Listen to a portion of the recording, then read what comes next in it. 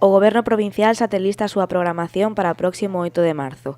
Carmela Silva remarcou esta mañá a importancia de que estas accións se estendan a todo o ano. Por iso, unha das principais novidades que organiza a Deputación é o Ramonas On Tour, unha actividade que pretende poñer en valor a todas as mulleres que teñen presenza no eido da cultura.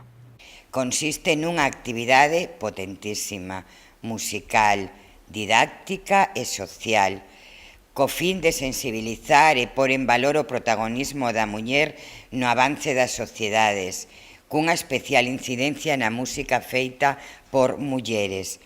Trátase dunha xornada completa de actividades realizadas en estes dous concellos que logo levaremos máis adiante a outros concellos da provincia. Outro dos eventos que levará a cabo a Deputación de Pontevedra son as xornadas Muller e Poder e As Mulleres Crean, dúas actividades que se levarán a cabo no Castelo de Soutomaior en abril e en maio respectivamente. E nós queremos visibilizar a esas mulleres e poñer en valor as súas aportacións.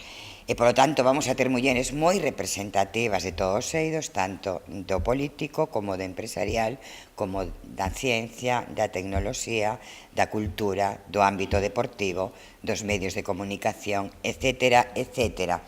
E, polo tanto, este ano imos a visibilizar a esas mulleres que teñen alcanzado visibilidade en lugares de dirección, en lugares de posición pública e privada, para seguir mostrando rostros femeninos que dirixen e que cambian o mundo.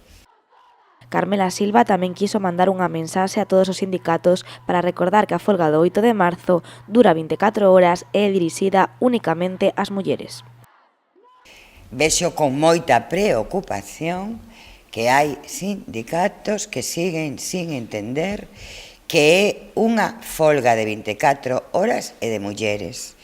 E o quero decir así de claro, saben vostedes que eu valoro moito a actuación dos sindicatos, pero en este caso os que non convocan folga de 24 horas se equivocan. E os que fan un chamamento a participar a mulleres e a homes tamén. É unha folga de mulleres, exclusivamente de mulleres.